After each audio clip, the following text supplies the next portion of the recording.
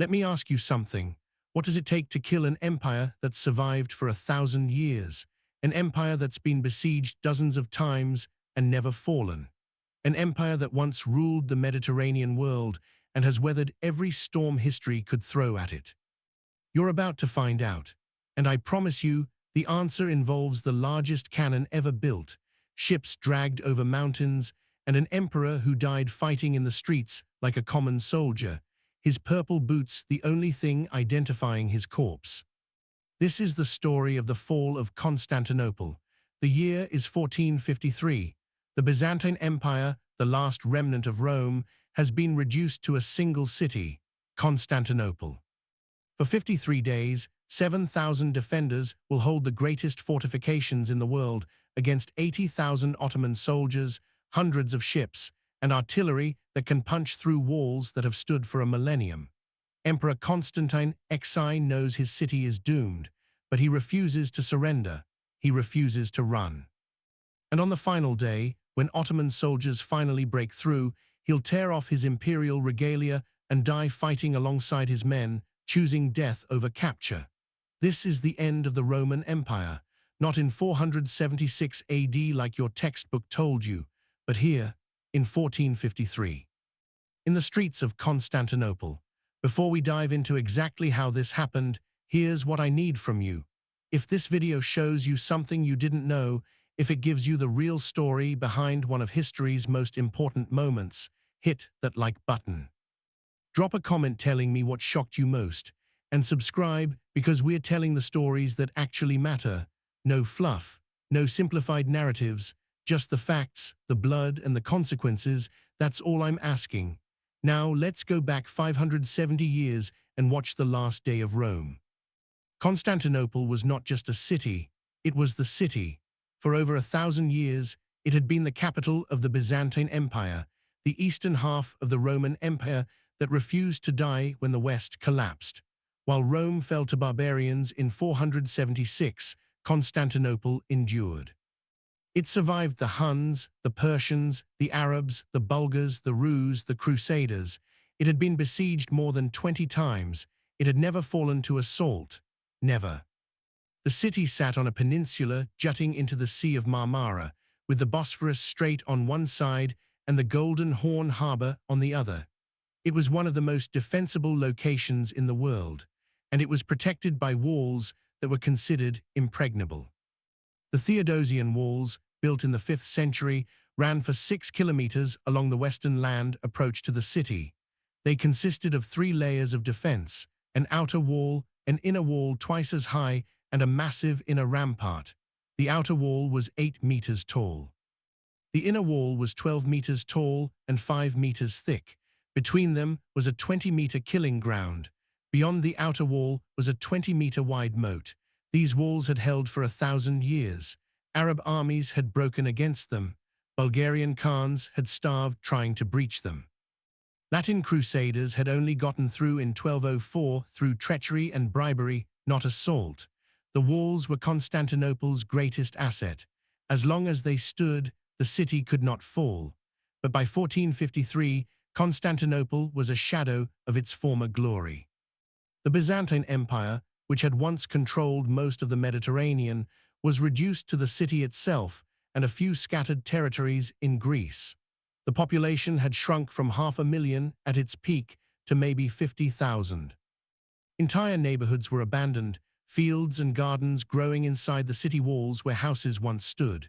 Economically, Constantinople was barely surviving, its trade dominated by Venetian and Genoese merchants. Militarily, it was hanging by a thread, and circling like wolves were the Ottoman Turks. They controlled everything around Constantinople. Anatolia to the east, the Balkans to the west. Ottoman territory completely surrounded the city. Byzantine emperors had survived for decades through diplomacy, tribute payments, and playing Ottoman factions against each other. But in 1451, everything changed. Sultan Murad II died, and his son Mehmed II took the throne. Mehmed was 19 years old, young, brilliant, ambitious, and obsessed with one goal, taking Constantinople. Western sources would later call him Mehmed the Conqueror, but in 1451 he was unproven and many in his court doubted him. His father had tried and failed to take Constantinople in 1422. Arab caliphs had tried for centuries and failed. Why would this boy succeed where so many others had fallen short? Because Mehmed had a plan, and it involved technology that hadn't existed when those walls were built. Mehmed's first move was to build a fortress. Rumeli Hisari, the fortress of Europe, constructed on the European side of the Bosphorus directly across from an older Ottoman fortress on the Asian side. Together, these two fortresses controlled the narrowest point of the Bosphorus. Any ship trying to pass would be caught in a crossfire. Mehmed built Rumeli Hisari in just 4 months, employing thousands of workers around the clock. When it was finished, in August 1452, he installed cannons and closed the strait. No ship could reach Constantinople from the Black Sea without Ottoman permission. Emperor Constantine XI watched this happening and knew what it meant. Mehmed wasn't preparing for negotiations, he was preparing for war. Constantine sent diplomatic protests. Mehmed ignored them. Constantine tried to rally support from Western Europe. The response was lukewarm at best. The Pope promised help, but only if the Byzantine Church accepted union with Rome, ending the Great Schism. Constantine, desperate, agreed. In December 1452, a ceremony was held in Hagia Sophia, officially uniting the Eastern Orthodox and Catholic churches. It was a disaster. The Byzantine population rioted. Many Orthodox Christians refused to accept the union, saying they'd rather see the Ottoman turban in Constantinople than the Latin mitre. The city tore itself apart over theology, while Ottoman armies massed at the gates. The promise of Western aid proved mostly empty. A few hundred Italian soldiers arrived. That was it. No armies, no fleets, no relief force. Constantinople would stand alone. Constantine had maybe 7,000 fighting men. About 5,000 were Byzantine Greeks, a mix of professional soldiers, armed citizens, and militia. About 2,000 were foreign volunteers, mostly Genoese and Venetian sailors and mercenaries. The most capable commander was Giovanni Giustiniani, a Genoese mercenary captain who arrived with 700 professional soldiers in January 1453. Constantine put him in command of defending the land walls, the most critical sector. Against them, Mehmed assembled the largest army the Ottomans had ever fielded. Estimates vary, but most sources put the Ottoman force at 80,000 to 100,000 men. About 60,000 were regular troops, Janissaries, the elite slave soldier infantry, Sipahis, professional cavalry, and provincial levies. Another 20,000 were irregulars, Bashibazouks, poorly armed but useful for filling trenches and overwhelming defenses through sheer numbers. Mehmed also assembled a fleet of over 120 ships to blockade the city from the sea, but Mehmed's secret weapon was artillery. Cannons had existed for decades, but they were small, unreliable, and not particularly effective against major fortifications. Mehmed changed that. He hired a Hungarian engineer named Urbana who tried to sell his services to Constantine first. Constantine couldn't afford him. Mehmed could. And Mehmed asked Urbana a simple question: can you build a cannon that can destroy the Theodosian walls? Urbana said yes. What he built was a monster. The largest cannon ever constructed up to that point in history. Ancient sources called it the Basilica. It was over 8 meters long, weighed nearly 17 tons, and could fire stone balls weighing 600 kilograms. It required 60 oxen and 400 men just to move it. The sound of its firing could be heard 15 kilometers away, and the ground shook when it discharged. It took 2 hours to reload, but when it hit, it could smash through any wall in the world. Urbana built several other large cannons as well, though none as massive as the Basilica. By the time Mehmed marched on Constantinople in early April 1453, he had over 70 artillery pieces, including a dozen truly massive siege guns. The age of impregnable walls was ending. Constantinople's defenders just didn't know it yet. On April 2, 1453, the Ottoman army appeared outside the land walls. The Byzantines watched from the ramparts as the horizon filled with soldiers. Tents covered the fields for kilometers. Banners flew in the spring breeze. The drums began to beat, a constant rhythm that would continue day and night for 53 days. Mehmed established his headquarters directly opposite the central section of the walls near the gate of St. Romanus. This was the Mesotician, the middle section of the walls and the most vulnerable point because the ground there was slightly elevated, making it easier for attackers. Mehmed positioned his artillery across from the weakest points in the walls. The basilica and the other super-heavy guns were aimed at the Mesotician. Smaller cannons targeted other sections, and on April 6, the bombardment began. The sound was like nothing anyone in Constantinople had ever heard. The roar of cannons echoed through the city. Stone cannonballs weighing hundreds of kilograms smashed into walls that had stood for 1,000 years. The first impacts were stunning. The walls shook, stones cracked, sections of the outer wall began to crumble. The Byzantines had prepared for sieges before.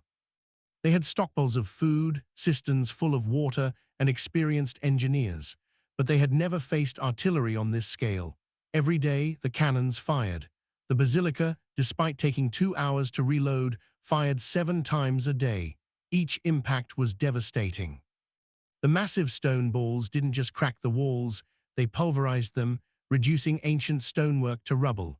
Other cannons fired more frequently, pounding the same sections over and over. The strategy was simple: concentrate fire on specific points until sections of wall collapsed completely. The Byzantines responded with desperate ingenuity. Every night after the bombardment stopped, work crews rushed out to repair the damage. They couldn't rebuild the walls properly, there wasn't time or materials for that. Instead, they packed the breaches with earth, timber, barrels filled with dirt, anything to create a barrier. They hung leather hides, soaked in water over the walls to absorb cannon impacts. They built wooden palisades behind breached sections to create fallback positions. It was exhausting, terrifying work. The crews worked by torchlight, knowing that if the Ottomans attacked at night before repairs were finished, the city would fall. But every night they worked, and every morning the bombardment resumed, undoing much of what they'd accomplished. On April 9, Mehmed sent an envoy to Constantine offering terms. Surrender the city peacefully, and the population would be spared. Constantine could leave with his family and possessions, refuse, and every man, woman, and child would be enslaved or killed according to Islamic law regarding cities taken by storm. Constantine's advisors begged him to consider it. The walls were crumbling. No relief was coming, the city could not hold. Constantine refused. He sent a message back to Mehmed. Constantinople would never surrender. If Mehmed wanted the city, he'd have to take it over the bodies of its defenders. Mehmed received the message and smiled. He'd expected nothing less. He gave the order for the first major assault. On April 11, Ottoman forces attacked the land walls in force. Thousands of bashibazouks, irregular troops, charged the walls in waves. They carried ladders, grappling hooks, and shields. Their job wasn't necessarily to take the walls. It was to test the defenses, exhaust the defenders, and fill the moat with their bodies if necessary. The attack came at night, adding to the chaos and terror. The Byzantines met them with everything they had. Archers fired from the walls.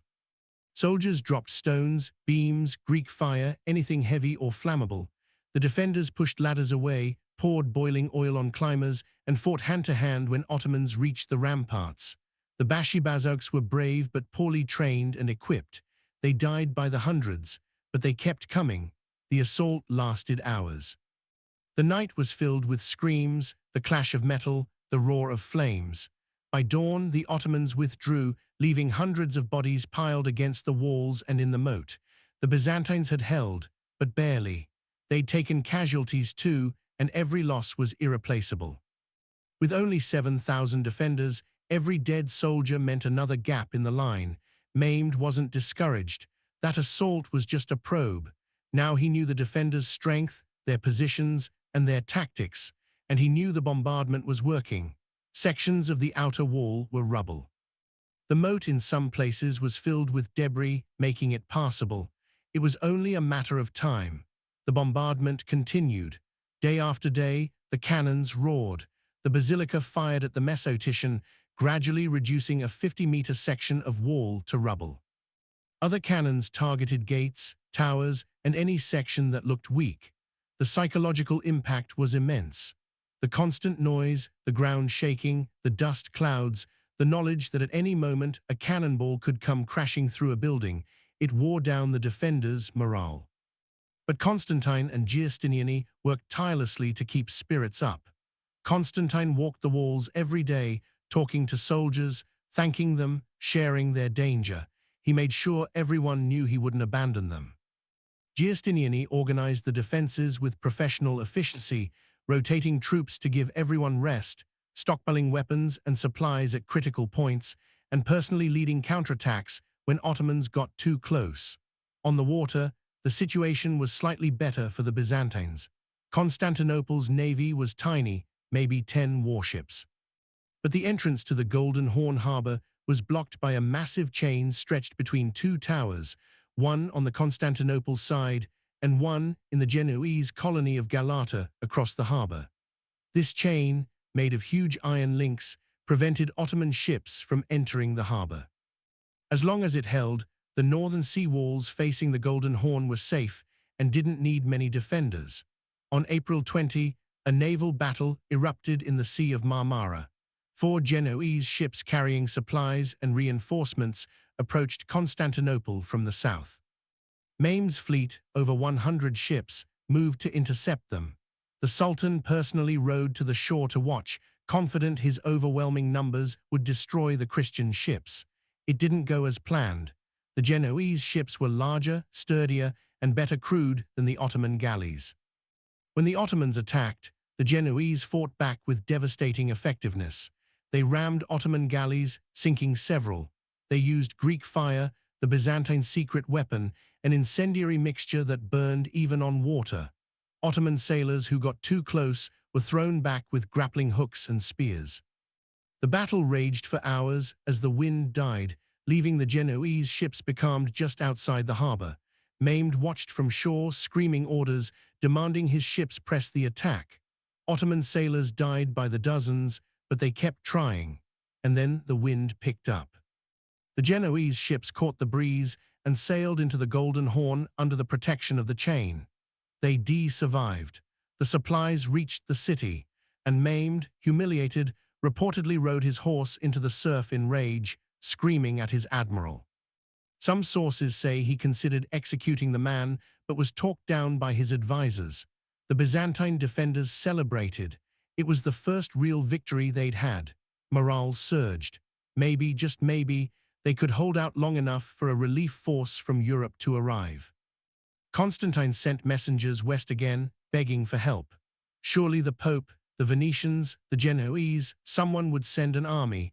They just had to hold on. But Mehmed was already solving the problem of the Golden Horn.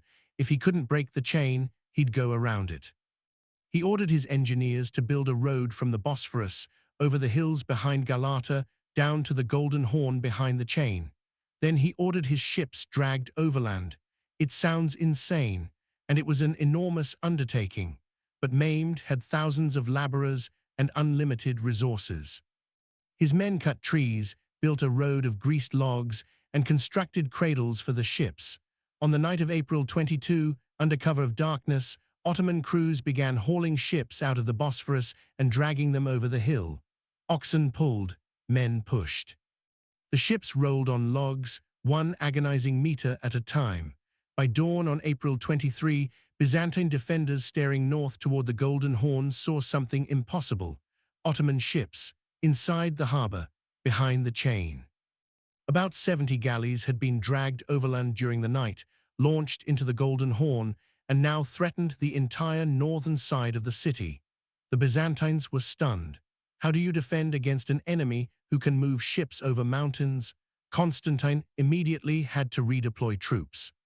Sections of the northern sea wall that had been lightly defended because the chain protected them now needed soldiers. But Constantine didn't have extra soldiers. Every man pulled from the land walls weakened the defense there. The Ottomans had effectively doubled the length of walls the Byzantines had to defend with the same number of men. The defenders tried to destroy the Ottoman ships in the harbor. On April 28, they launched a night raid.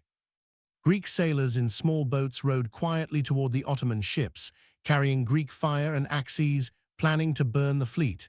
But they were betrayed. Someone, possibly a Genoese merchant protecting his trade interests, tipped off the Ottomans. The raid was ambushed. Most of the Greek sailors were killed or captured. The prisoners were executed in sight of the city walls the next morning. Constantine and the defenders watched helplessly as their men were beheaded and impaled. Morale collapsed. The defenders were exhausted. They'd been fighting for nearly a month. The walls were crumbling. The Ottomans were inside the harbor. Casualties were mounting. Food was running low, and no help was coming. Some Genoese and Venetian sailors began talking about escaping on their ships before it was too late. Constantine learned of this and confronted them personally. He didn't order them to stay, he begged. He appealed to their honor, their faith, their humanity. Most stayed, some didn't. Maimed intensified the bombardment. The basilica had nearly destroyed the Mesotitian section. A breach over 30 meters wide had opened in the outer wall, filled with rubble and makeshift barriers. Giustiniani concentrated his best troops there, knowing that's where the final assault would come. The Ottomans also began mining operations, digging tunnels under the walls to collapse them from below. The Byzantines countered with their own tunnels, breaking into Ottoman mines and fighting savage underground battles in the darkness. On May 7, Mehmed ordered another major assault. This time, not just Bashibazouks, but regular troops and some Janissaries. The attack focused on the Mesotitian. Thousands of Ottomans charged the breach. The defenders met them with desperate ferocity. Giustiniani was everywhere, sword in hand, rallying his men, plugging gaps in the line. The fighting was hand-to-hand, brutal, claustrophobic. Men slipped on blood. The air was thick with smoke and screams. The Ottomans took the outer wall briefly. Byzantine defenders fell back to the inner wall and counterattacked, driving the Ottomans back through the breach. Bodies piled up in the killing ground between the walls. The assault lasted all day. By nightfall, the Ottomans withdrew again. They gained nothing. But the Byzantines had taken heavy casualties they couldn't replace. That night, Constantine called a council of his commanders. The situation was discussed openly. The walls wouldn't hold much longer. Supplies were critical. Ammunition for the few Byzantine cannons was nearly exhausted. The population was starving. Some advisors suggested Constantine escape while he could, preserve the imperial line, perhaps rally forces elsewhere and return. Constantine refused absolutely. He would not abandon his city or his people. If Constantinople fell, he would fall with it. Mehmed, meanwhile, was facing pressure from his own advisors. The siege had lasted far longer than expected. Casualties were high. The army's pay was running out. Some of his generals suggested negotiating, accepting tribute, and withdrawing. Mehmed refused. He de-staked his reputation on taking Constantinople. Failure would make him look weak and could spark rebellions. He announced one final, all-out assault. Every soldier, every ship, every weapon would attack simultaneously. If this failed, he'd withdraw, but it wouldn't fail. The attack was scheduled for May 29, 1453. Mehmed gave his troops 2 days to rest and prepare. He addressed the army personally, promising them 3 days of plunder if they took the city. According to Islamic law, a city taken by storm could be sacked for 3 days, with all plunder going to the soldiers. Gold, jewels, slaves, everything. The Ottoman soldiers cheered. They'd earned it. Inside Constantinople, the defenders prepared for the end. Everyone knew this was the final assault. On the evening of May 28, Constantine ordered a final religious service in Hagia Sophia. Orthodox and Catholic Christians prayed together, setting aside their theological disputes for one night. The great cathedral was packed. Constantine was there, kneeling, praying, weeping. He asked forgiveness from anyone he'd wronged. Then he returned to the walls. He gathered his commanders and gave a final speech. He thanked them for their service. He told them they were fighting for faith, for family, for civilization itself. He reminded them they were the last Romans. the heirs of an empire that had lasted 2,206 years from the founding of Rome to this moment. And if this was the end, they would end it with honor.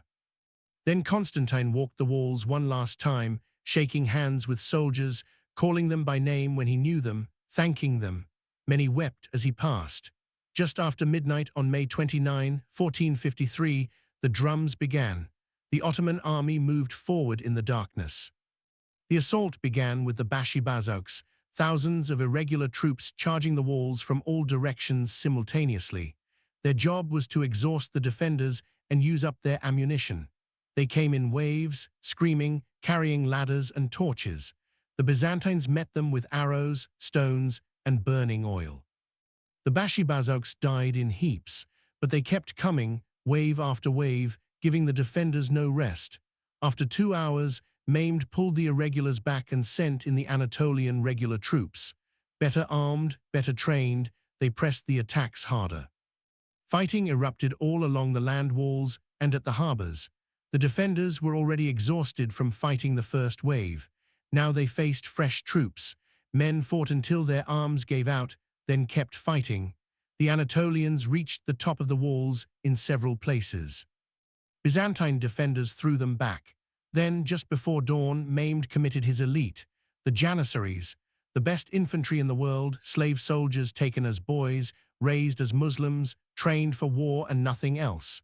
They were disciplined, fearless, and fanatically loyal. About 5,000 Janissaries advanced on the Mesotitian in perfect formation, drums beating, officers shouting cadence. They carried arquebuses, early firearms, along with swords and axes. They moved like a machine. The Byzantines were exhausted. They'd been fighting for hours. Ammunition was nearly gone. The breach in the Mesotitian was barely defended, just piles of rubble and wooden stakes. Giustiniani and his best troops held the line. The Janissaries hit them like a hammer. The fighting was apocalyptic. Janissaries fired arquebuses point-blank into Byzantine defenders. The Byzantines fought back with swords, spears, anything they had. Giustiniani was in the thick of it, shouting orders, swinging his sword. Then he was hit. A bullet or arrow, sources differ, struck him in the chest, punching through his armor. He staggered, bleeding heavily. His men begged him to fall back for medical treatment. Giustiniani, knowing his wound was probably mortal, agreed. His men carried him off the walls toward the harbor where a Genoese ship waited. His departure was catastrophic. The soldiers who'd been fighting under his command saw their commander carried away bleeding. Some thought he was fleeing. Panic spread. Discipline cracked. Men began pulling back from the breach. Constantine saw what was happening and rushed to the Mesotitian, trying to rally the troops, but it was too late. The Janissaries poured through the breach. Behind them came thousands of Ottoman soldiers. They overwhelmed the inner wall defenses and pushed into the city. Constantine saw the walls falling and knew it was over. According to legend, he turned to his remaining companions and said, "The city is fallen, and I am still alive." Then he tore off his purple imperial regalia, the only thing that marked him as emperor, drew his sword, and charged into the mass of Ottoman soldiers flooding through the breach. Nobody knows exactly how Constantine XI Palaiologos, last emperor of Rome, died. Some sources say he was cut down immediately in the press of soldiers. Others say he fought for some time before being overwhelmed. His body was never positively identified. Later, maimed soldiers found a body in imperial purple boots and assumed it was the emperor. They cut off the head and brought it to Mehmed. Whether it was actually Constantine or someone else who'd taken his boots, we'll never know. Constantine disappeared into the chaos, dying as he'd chosen, as a soldier defending his city. With the land walls breached and the emperor dead, the defense collapsed. Ottoman soldiers poured into Constantinople from multiple directions. Street fighting erupted throughout the city. Some Byzantine and Italian soldiers tried to hold choke points, fighting house to house. Most civilians fled to churches, hoping for sanctuary. The Ottomans showed no mercy. The city had resisted. Under Islamic law, it could be sacked. What followed was 3 days of horror. Ottoman soldiers rampaged through the city, killing, looting, enslaving. men were killed in the streets. Women and children were rounded up for the slave markets. Churches were stripped of their treasures, houses were ransacked. The death toll is impossible to know precisely. Estimates range from 4,000 to tens of thousands. Thousands more were enslaved. The Italian quarters near the harbor were hit hardest. Some Venetian and Genoese ships managed to escape with refugees. Most didn't. Mehmed himself entered the city in the afternoon of May 29. He rode through streets littered with bodies and debris.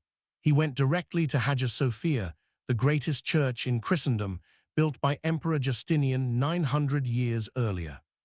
Mehmed dismounted, picked up a handful of dirt, and poured it over his head as an act of humility before God. Then he climbed the steps into Hagia Sophia. Inside, thousands of civilians had taken refuge, praying for deliverance. Ottoman soldiers had already broken in and were dragging people out to be enslaved. Mehmed stopped them. He declared that the looting of Hagia Sophia was over. Then he ordered an imam to climb to the pulpit and declare the Shahada, the Islamic declaration of faith. Hagia Sophia, the architectural wonder of the Christian world, became a mosque. Mehmed would later order minarets built and Christian mosaics plastered over. Over the next few days, Mehmed toured his conquest. He was struck by how much of the city was empty, ruins and gardens where neighborhoods had once stood. The Byzantine Empire's slow decline was written in the empty spaces, but the bones of greatness remained. The walls, though breached, were still impressive. The harbors were magnificent. The location was perfect. Mehmed decided immediately that Constantinople would be his capital. He renamed it Istanbul, though the name Constantinople remained in use for centuries. He repopulated the city by forcing Ottoman subjects to move there and by encouraging Greek, Armenian, and Jewish communities to settle. He began reconstruction, repairing the walls, building mosques and palaces. Within decades, Istanbul would be one of the largest, richest cities in the world, but it was an Ottoman city now. The Roman city was dead. The fall of Constantinople sent shockwaves through Europe. For 1,000 years, Constantinople had been the eastern bulwark of Christendom. Now it was gone. The shock was profound. The Pope called for a new crusade to retake the city. Nobody came. Western kings sent letters of condolence and did nothing. Venice and Genoa, the merchant republics that had profited from trade with Byzantium, scrambled to negotiate new treaties with Mehmed to protect their commercial interests. Strategically, the fall opened the Balkans to Ottoman expansion. Without Constantinople blocking the way, Ottoman armies would push into Hungary, threaten Vienna, and dominate southeastern Europe for centuries. The Mediterranean became an Ottoman lake. Christian shipping was at the mercy of Ottoman naval power. The balance of power had shifted fundamentally. Culturally, the fall had enormous impact. Byzantine scholars fled west, bringing with them ancient Greek texts that had been preserved in Constantinople's libraries. These texts, many of them unknown in Western Europe, helped spark the Renaissance. The influx of Greek knowledge, Greek art, and Greek philosophy into Italy in the late 1450s contributed directly to the intellectual explosion that would transform Europe. There's also a darker legacy.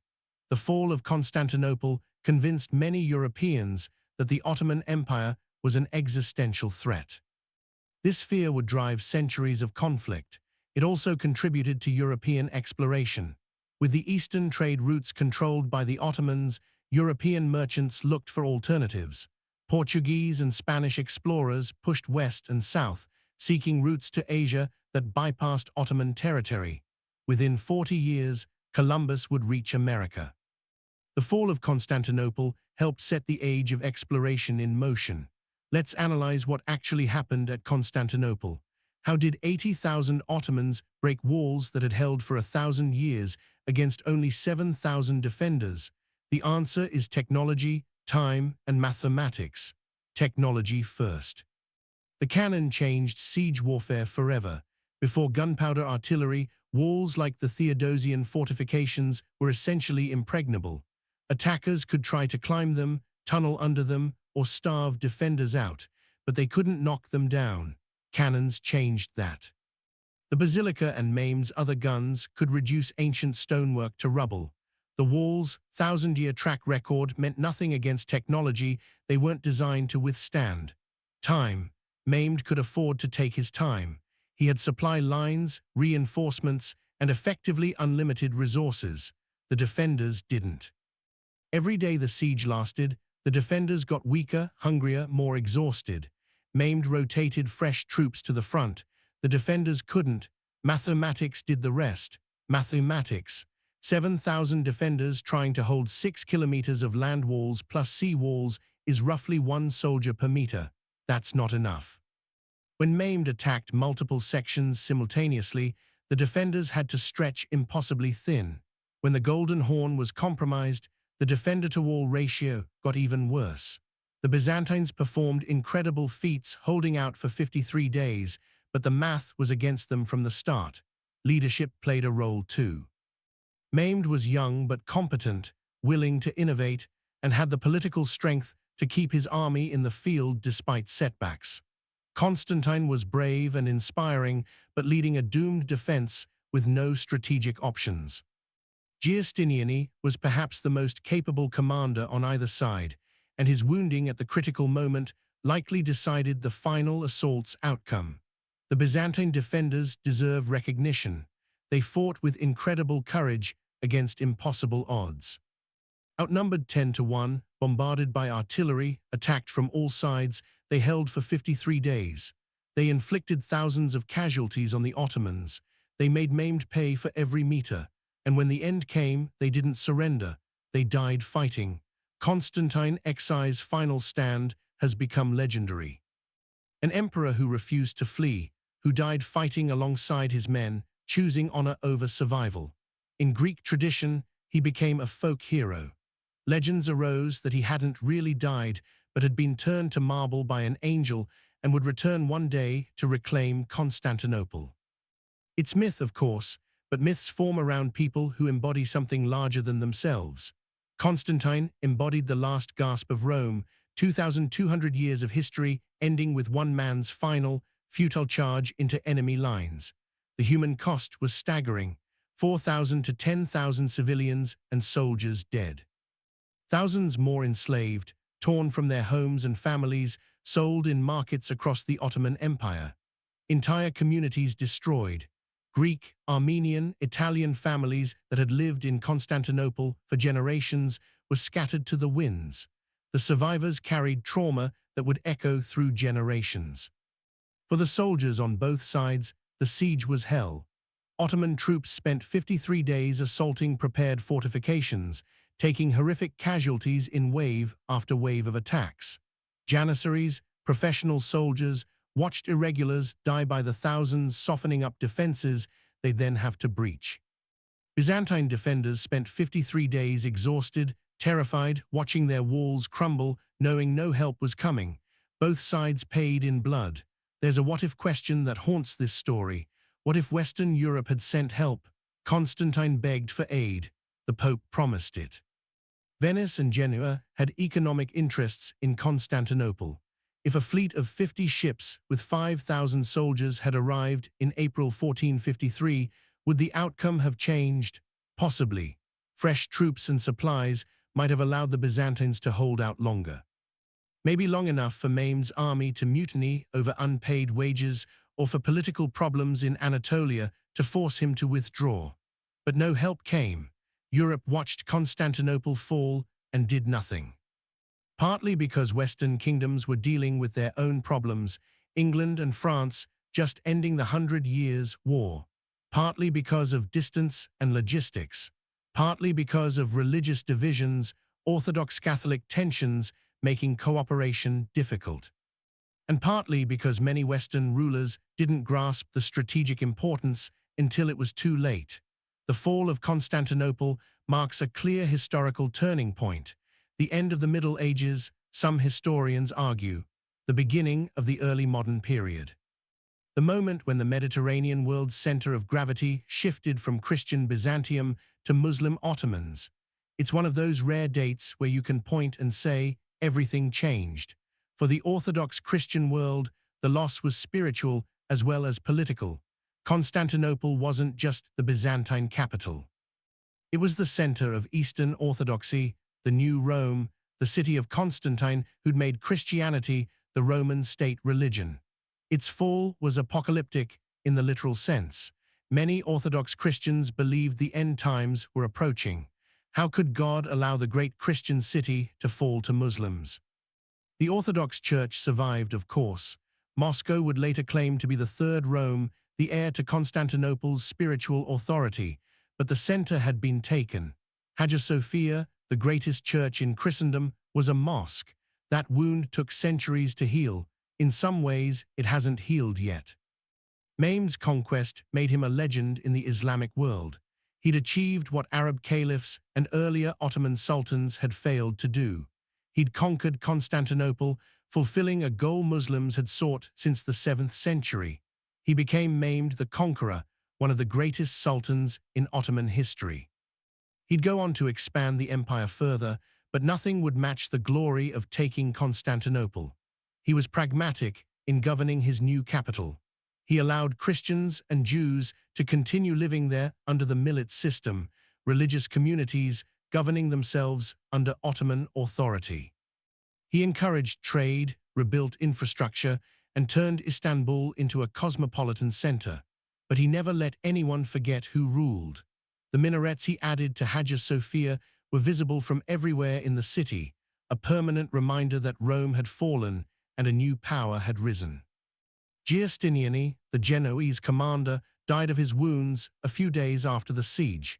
His body was taken back to Genoa and buried with honors.